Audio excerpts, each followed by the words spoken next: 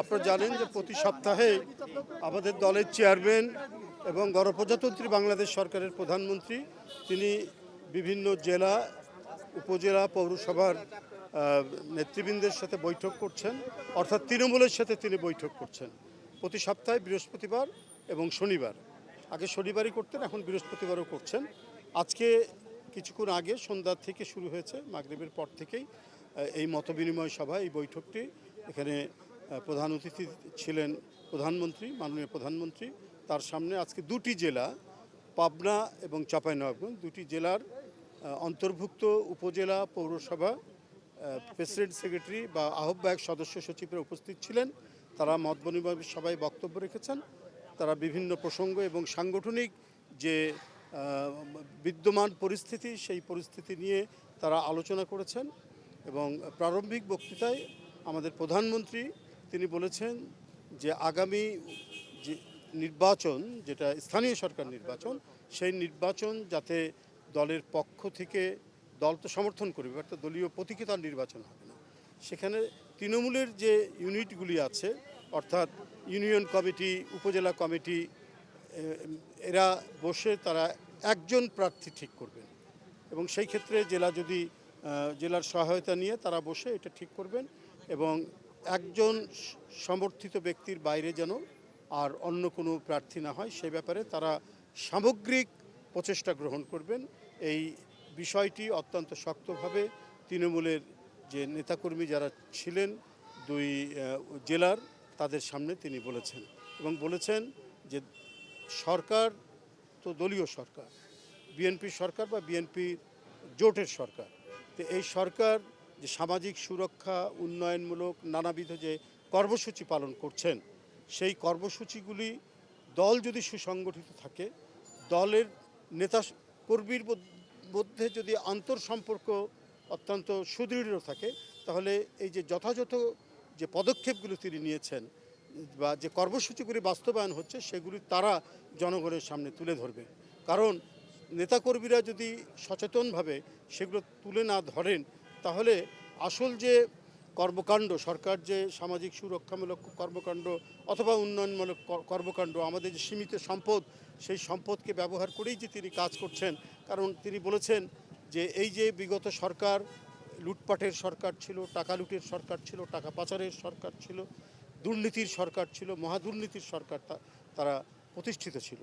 তো রাজকোষে আর সেরকম টাকা নেই, কিন্তু এর মধ্যেও দিন রাত পরিশ্রম করে তিনি দেশের মানুষের মুখে হাসি ফুটানোর জন্য যে কর্মসূচিগুলো নিয়েছেন, বিশেষ করে ফ্যামিলি কার্ড, ফার্মার্স কার্ড এবং প্রবাসী কার্ড, নানা ধরনের যে কর্মসূচি, ইমাম মুয়াজ্জিনদের ভাতা, ধর্মগুরুদের ভাতা ইত্যাদি, খাল খনন, ইতিমধ্যে আপনারা জানেন 1000-এর বেশি কিলোমিটার খাল ইতিমধ্যে খনন করা হয়েছে, 2.5 কোটির বেশি গাছ লাগানো হয়েছে, অর্থাৎ যা টার্গেট তার চাইতে বেশি গাছ লাগানো হয়েছে ইত্যাদি যে কর্মসূচিগুলো চলছে, এই কর্মসূচিগুলো বাস্তবায়নে তারা জনগণকে বোঝাবে, জনগণকে জানাবে, অবহিত করবে।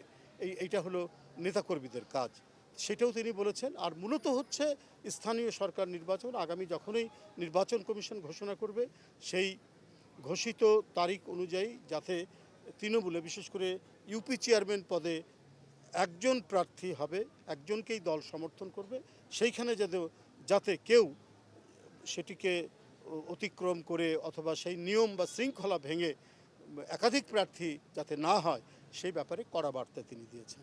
এবং আপনাদেরকেও বলে রাখি, তিনি দলীয় শৃঙ্খলা বজায় রাখার জন্য খুব যথাযথভাবে এখানেও তিনি কড়া নির্দেশ দিয়েছেন তৃণমূলের নেতাকর্মীদেরকে। জেলা থেকে উপজেলার সভাপতি, সাধারণ সম্পাদক বা আহ্বায়ক সদস্য সচিব এবং পৌরসভার যারা নেতৃবৃন্দ উপস্থিত ছিলেন, আহ্বায়ক সদস্য সচিব বা সভাপতি, সাধারণ সম্পাদককে, তাদেরকে বলেছেন যে দলীয় শৃঙ্খলা ভঙ্গ হলে পরে তার বিরুদ্ধে অত্যন্ত শক্ত পদক্ষেপ গ্রহণ করবে দল।